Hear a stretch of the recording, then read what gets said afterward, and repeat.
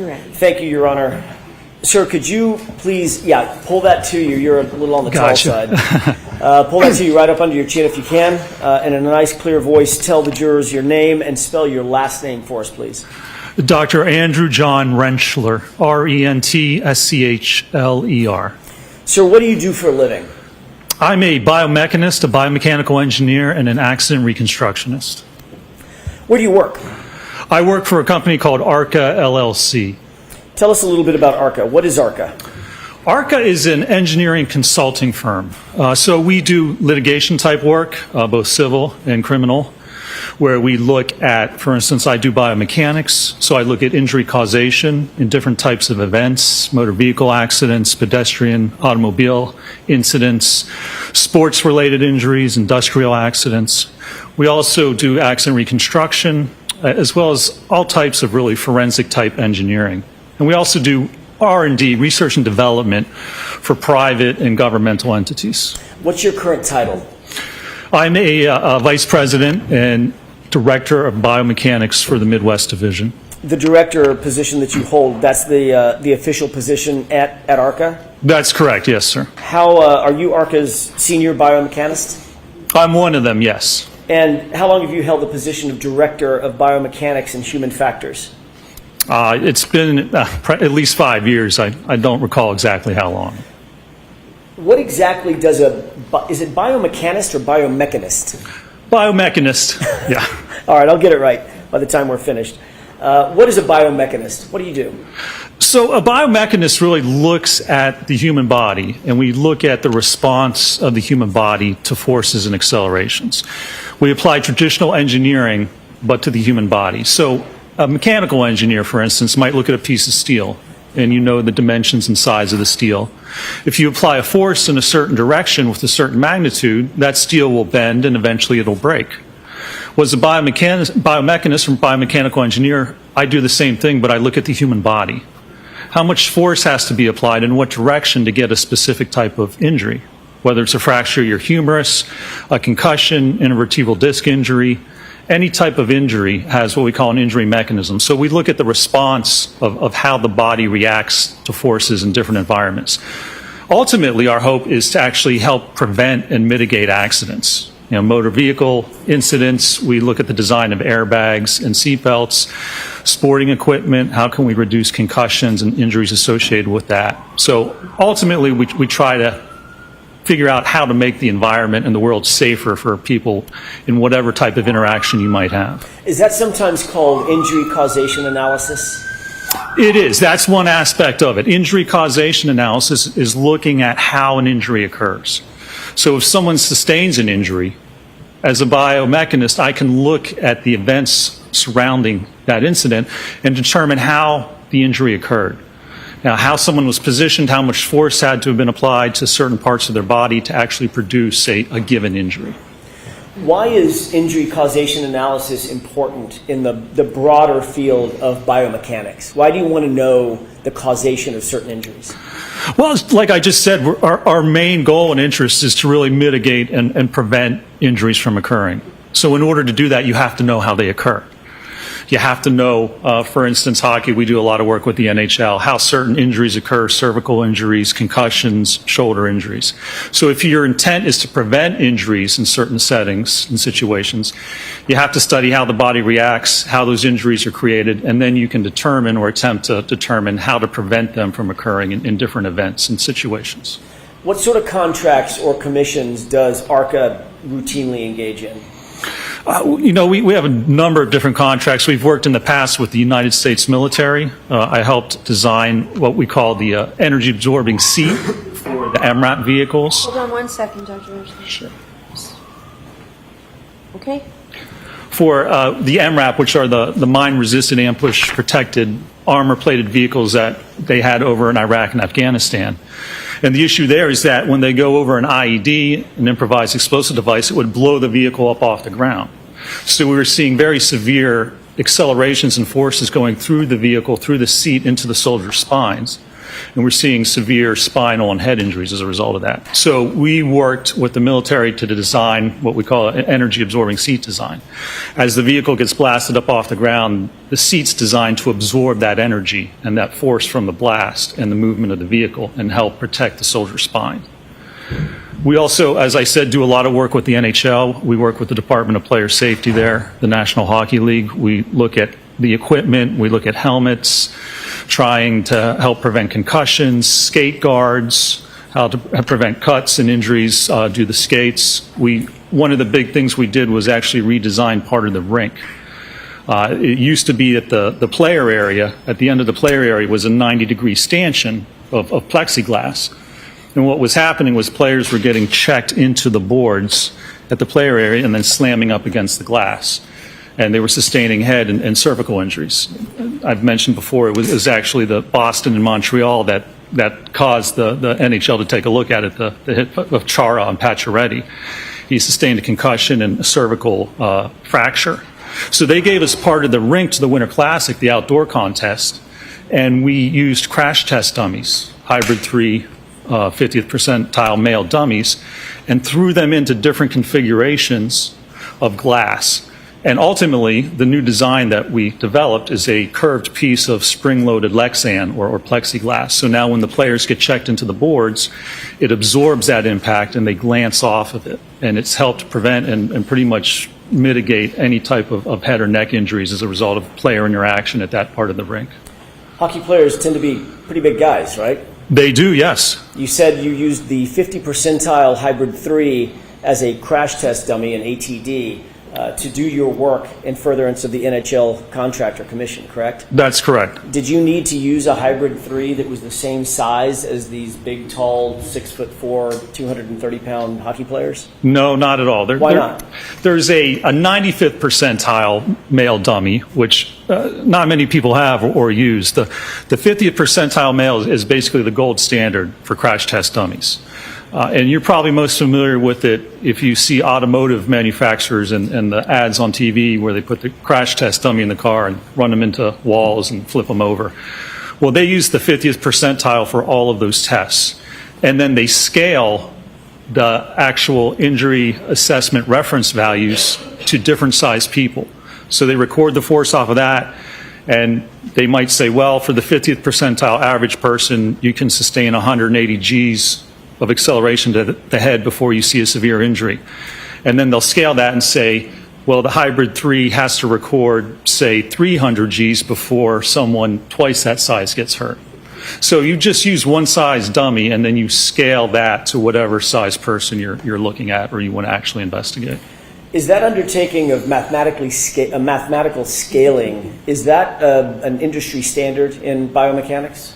Absolutely. And I mean, it's set forth in NHTSA, the National Highway Traffic and Safety Administration.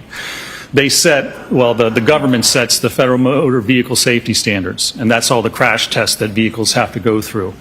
And during those tests, they have to ensure that the values on the dummy, on the head, on the neck, on the spine, on the arms, are below certain values to ensure that they're safe at specific speeds.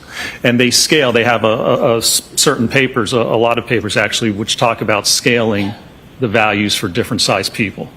Is that an accepted methodology in the scientific community? Oh, it certainly is, yes, sir.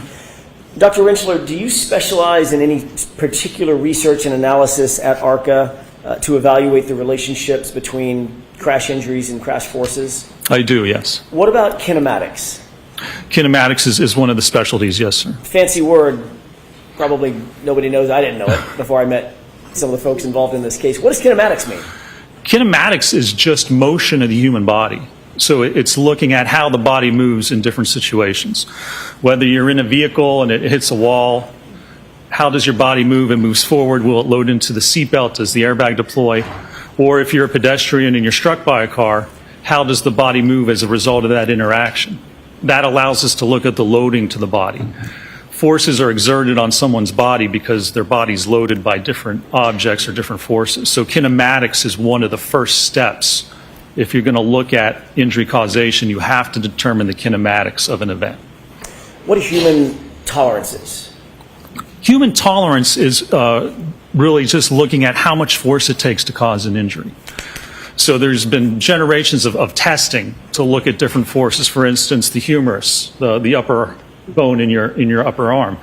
How much force does it take to cause that fracture? They've tested the cadaver bones. There's a lot of research for decades out there looking at different parts of the body, the ulna, the radius, the two bones in your forearm, skull fractures.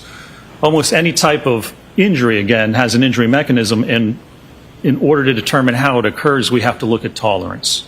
How much force can the body withstand before you start to see a specific injury occur? Doctor, how long have you worked at ARCCA? I've been with ARCCA now for about 17 and a half years.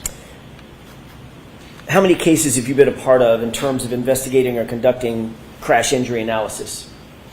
Over my whole career, probably thousands of cases. I've been doing this since 2004, so for about 21 years total. Dr. Rentschler, are you able to estimate how many of those cases that you just talked about, those potentially thousands of cases, have involved motor vehicle pedestrian circumstances? Oh, I'm sure over the year there's been hundreds of cases. A lot of them are motor vehicle accidents, but certainly a large percent's automobile pedestrian type impacts. What education, training, and background qualifies you to perform the duties that you just told us about as the Director of Biomechanics and Human Factors at ARCCA? Well, I got my BS in mechanical engineering with a minor in biomedical engineering from Carnegie Mellon University in 1995. I then went on to get my master's in bioengineering and biomechanics from the University of Pittsburgh in 2002. And then I got my PhD in bioengineering and biomechanics from the University of Pittsburgh in 2004. 2004. Thank you. Are you a member of any professional associations associated with your field? I'm a member of SAE, the Society of Automotive Engineers, as well as the American Society for Mechanical Engineers, ASME. Are you also a reviewer for an outfit called Archives of Physical Medicine and Rehabilitation in Biomechanical Engineering? I have. I've done peer-reviewed articles for those journals before, yes, sir. When you say peer-reviewed articles, you're the peer reviewer? That's right. If you want to submit a scientific article to a journal, you'll write that manuscript and then submit it to the journal, and then they'll send it out to other experts or peers in that same field, probably 3 others normally, and then they'll review that transcript, send it back with any suggested revisions, and then usually the author will make changes, send it out again, and that's how it gets accepted. Usually it goes through several different iterations before a paper is actually published. Have you received any additional training following your PhD, formal training or otherwise, in the field of biomechanics? I have, yes. Describe some of that for us, please.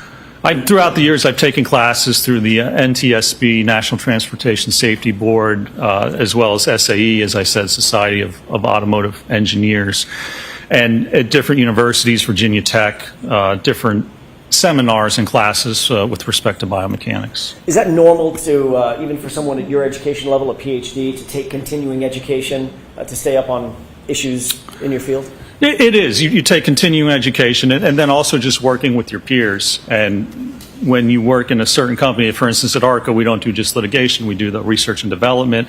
We have an epic sports branch at ARCCA where we look at sports performance of athletes, how to help them perform better, whether you're a baseball player or volleyball player.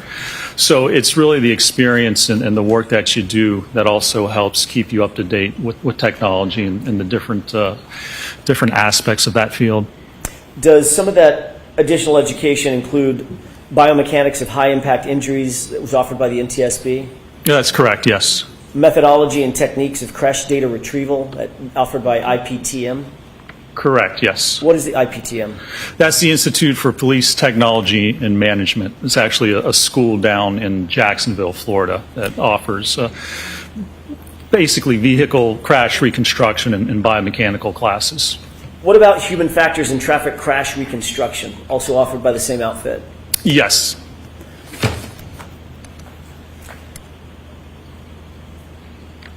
Did you take a course in automobile safety and injury biomechanics from, is this the one from Virginia Tech? That's correct, yes. Okay. Did SAE offer a course in injuries, anatomy, biomechanics, and federal regulations? Yes, that was in Detroit, I think, where SAE is based. And you took that seminar as well? Yes. What about vehicle accident reconstruction methods offered by the SAE? I've taken that class before, yes. Linear momentum analysis offered by CAARS? That was, yes, in a class out in California. Motor vehicle accident reconstruction offered by SAE? I've taken that class as well, yes. Advanced collision investigations out of California law enforcement? Yeah, I believe that was a 2-week class I took. That's the introductory class that they give to the sheriff's department and police officers out in California. And what about the post-collision passenger vehicle inspection and seatbelt analysis offered by CARS, C-A-A-R-S? I've taken that as well, yes, sir. Have you published in peer-reviewed articles and book chapters? You said you were a reviewer. Have you actually published yourself along with you and your colleagues? I have published, and that was mainly when I was in graduate school, doing graduate work. I worked at the Human Engineering Research Lab. We helped people with disabilities, so we looked at people in wheelchairs, manual wheelchair users, looked at the forces acting on the arms, how to help reduce injuries, rotator cuff tears, carpal tunnel syndrome, things such as that. So I did publish primarily when I was in graduate school at the University of Pittsburgh. When you were in graduate school, approximately how many publications did you participate in, either yourself or with colleagues? Probably 10 or 12 papers, and then some abstracts, and I believe a book chapter as well. Have you been qualified in other courts to testify as an expert in the area of biomechanics and accident reconstruction? I have, yes. Approximately how many times? Oh, I've testified throughout my career probably over 150 times in both state and federal courts throughout the country.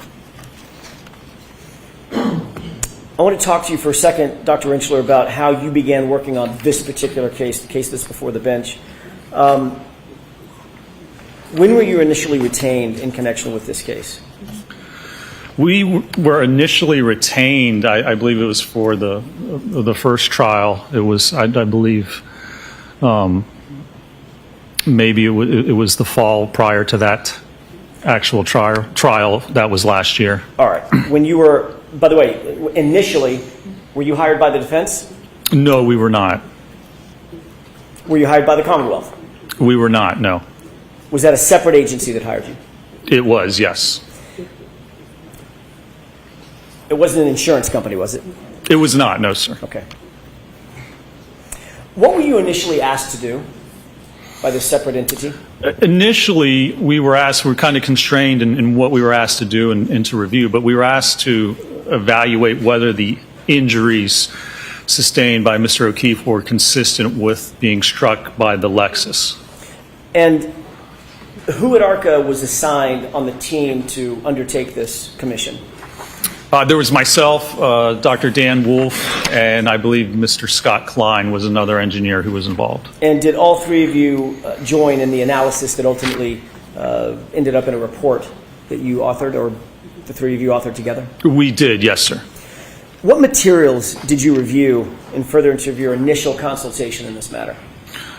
Obviously, I looked at the medical records. We looked at photographs of the vehicles, information about the vehicle, photographs of the actual incident scene, various information pertaining to the Lexus itself.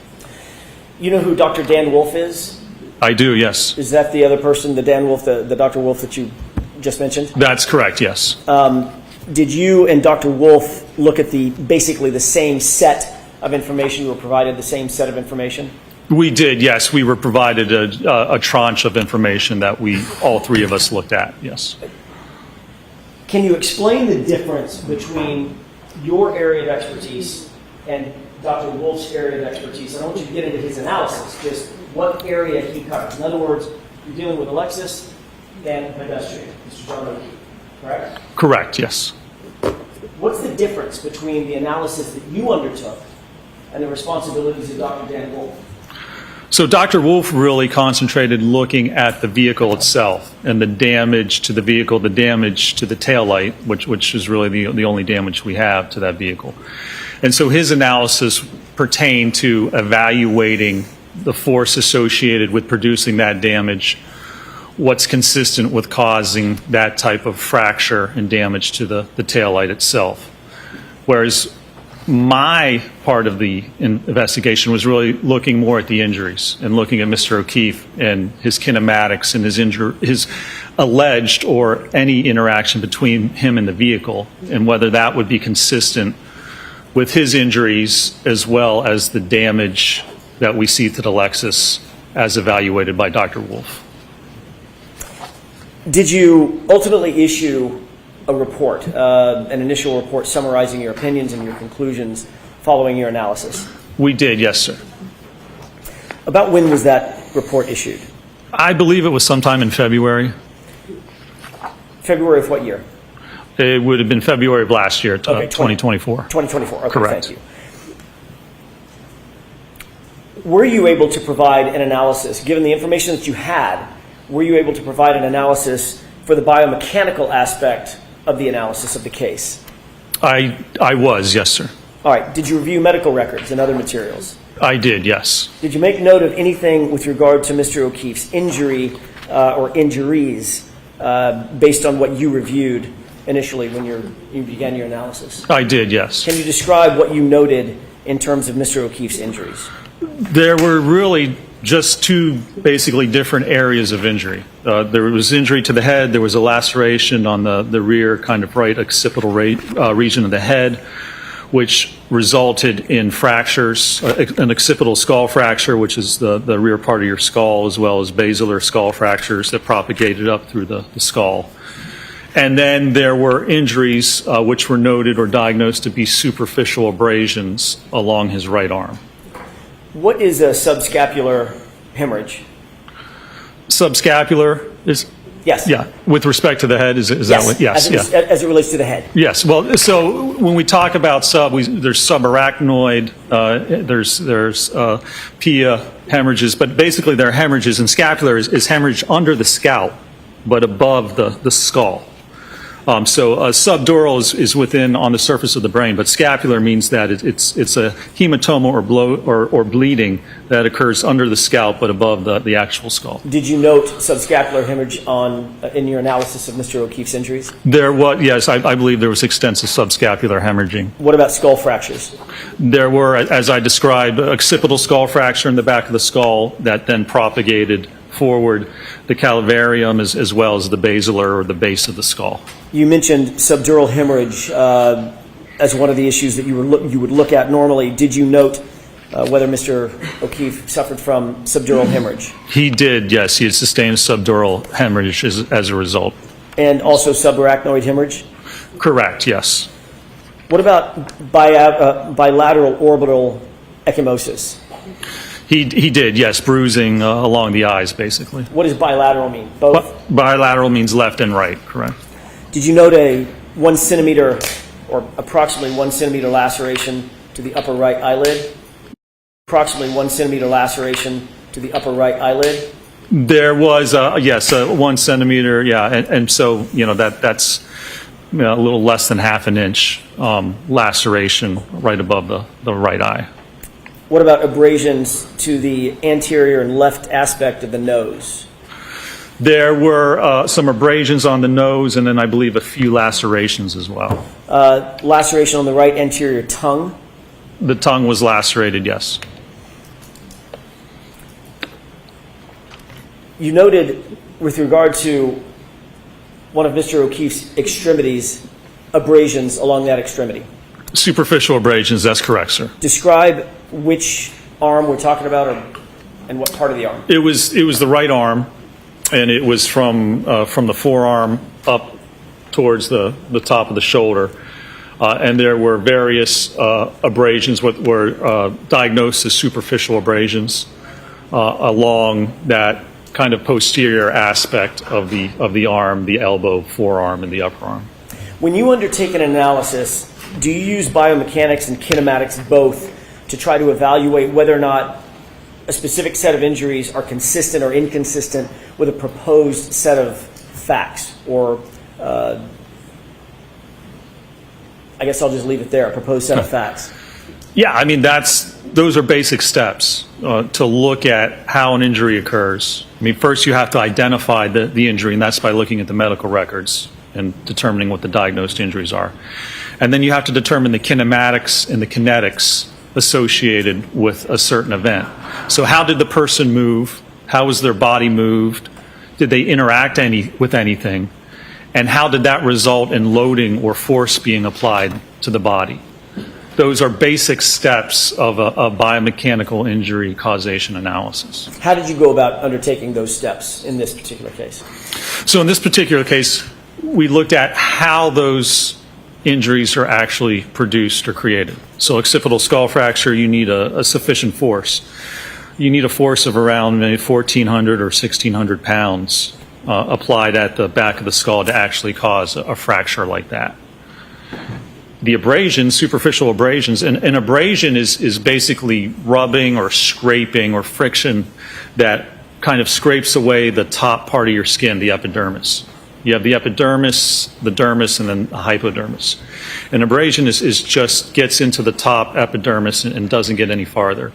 Laceration is an actual tearing or ripping of the skin, usually down past the epidermis into the dermis. And so that takes either a blunt object or a sharp edge, depending on whether it's an incision or laceration, to actually produce that type of an injury. Did you look at patterns of injuries on Mr. O'Keefe?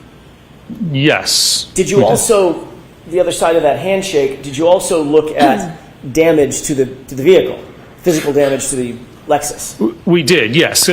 Our goal or what we were tasked with was to determine whether the injuries are consistent with the damage to the car. So clearly, you look at how these injuries are created, what injury mechanism you need to produce them, and then you look at the damage to the car. Can you line up contact between where those injuries occurred and how they occurred with damage to the vehicle? What kind of materials did you review, in addition to, I'm guessing, photographs? Photographs, yes, autopsy photographs, as well as photographs of the vehicle and the damage to the Lexus. What about medical records, hospital records, things of that nature? Absolutely. That's the first step, looking at the injuries to find what the injuries are, what are the diagnosed injuries, as well as it's important to determine what injuries don't exist, because that's also helpful in determining whether certain impacts may or may not have actually occurred. Did you receive a full file from the medical examiner's office in this case? I did, yes, sir. Did you also receive police reports, follow-up reports, witness statements, things of that nature in this case? We did, yes. Did you receive any data concerning the vehicle itself, contained either in police reports or follow-up reports or expert reports? We did, yes. Mr. Jackson, I'm just going to ask you to slow down cadence of your voice a little bit. It's late in the day and I'm doing it again, aren't I? I'll slow down. I forgot where I left off, but let me ask you sort of openly, was there anything else that you considered and analyzed in at least building a database from which you would build an analysis? Well, yeah, I mean, we review all the materials that are provided to look at all the injuries, to look at all aspects of the vehicle, damage to the vehicle, information about what the vehicle may have been doing. Any other evidence that may help contribute to looking at what either caused the injuries or what may or may not have caused the damage to that vehicle. When you and your teammates undertook this analysis, did you even know who we were? Initially, we did not. No, initially, I personally didn't know anything about the case, and we were asked not to do any research or to look up anything about it. We were given certain parameters, certain information, and that was it. Did you follow those instructions? I did, yes. The undertaking, the analysis that you did, was it in keeping with the accepted methodology or methodologies in your field of engineering? It was, yes. Did you ultimately reach some opinions and conclusions based on that initial investigation or analysis? I did, and we did it at ARCCA, yes. Myself, Dr. Wolfe, and Mr. Klein did. Did you reach any opinions or conclusions with regard to the force required to produce the occipital skull fracture that you noted with Mr. O'Keefe, his head being struck by the rear tail lamp of the subject Lexus? I did, yes.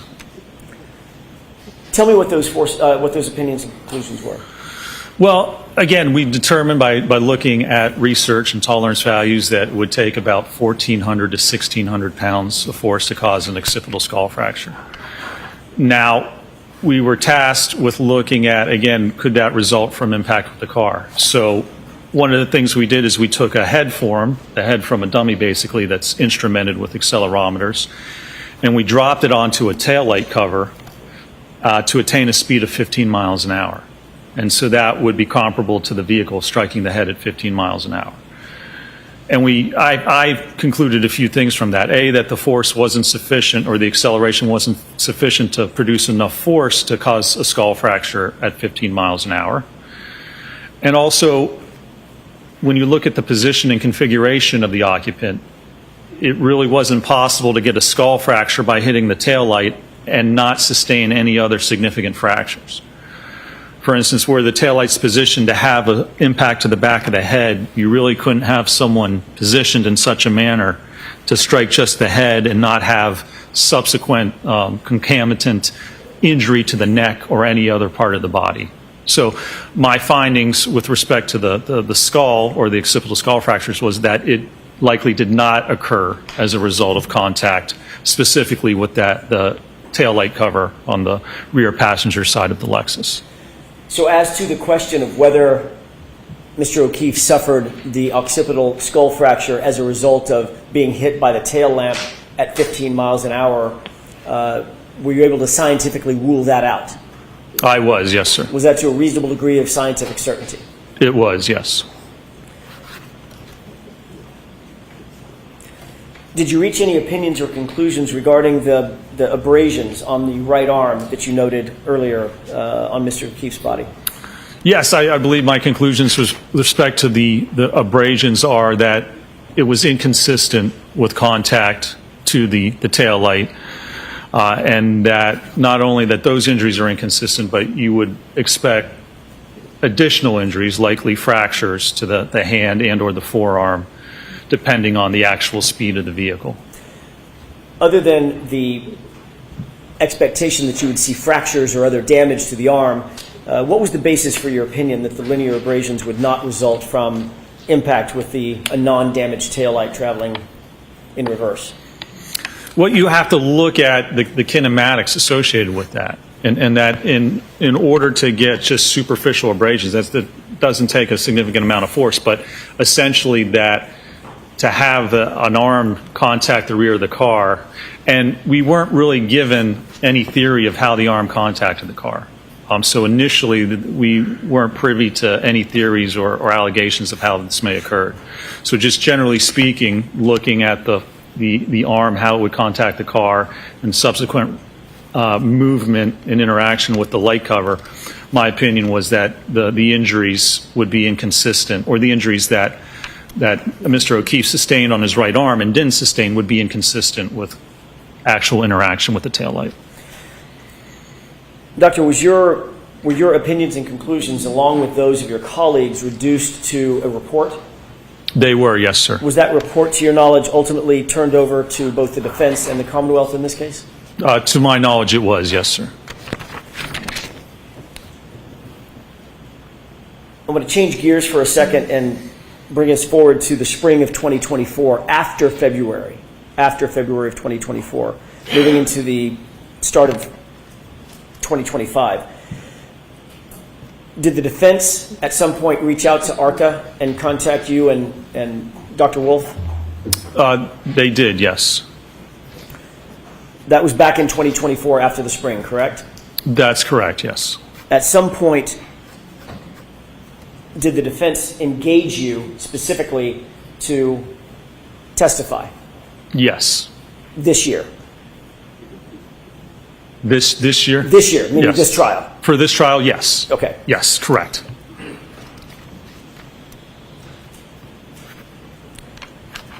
Were you asked to conduct further testing in furtherance of your potential testimony in this trial? We were, yes, sir. And were you provided additional materials from the defense in furtherance of your potential testimony and your testing? We were, yes, we were provided additional material with respect to, yes, the theory of how this may have occurred and how Mr. O'Keefe may have sustained his injuries, allegedly. Included in the materials that you were provided in anticipation of your testimony in this case, in this trial, Were you provided anything from a company called Aperture? We were, yes. What were you provided from Aperture? We were provided a written report from Aperture, a PowerPoint presentation, about 140 some pages from Aperture, and then a file material, I believe what was reviewed, and the results of some testing that Aperture had conducted with respect to this case. Was it your understanding that the Aperture PowerPoint was authored by a particular individual? Yes, sir. Who authored that PowerPoint as far as you knew it? As far as I'm aware, it was Dr. Judson Welcher. Okay. Your Honor, may we approach briefly? Okay. So, jurors, that was about scheduling. We picked up a lot of time today. I think it was because we did spend less time at sidebar and less time doing things outside your presence. So we're back on track, and we're going to let you go for today, and we're expecting a full day tomorrow. I can tell you, the lawyers tell me that we're definitely winding down. Okay, so please, those same 3 cautions: do not discuss this case with anyone. Don't do any independent research or investigation into this case. If you happen to see, hear, or read anything about this case, please disregard it and let us know. And please continue to be very careful with your social media use. So we'll see you ready to start at 9 o'clock.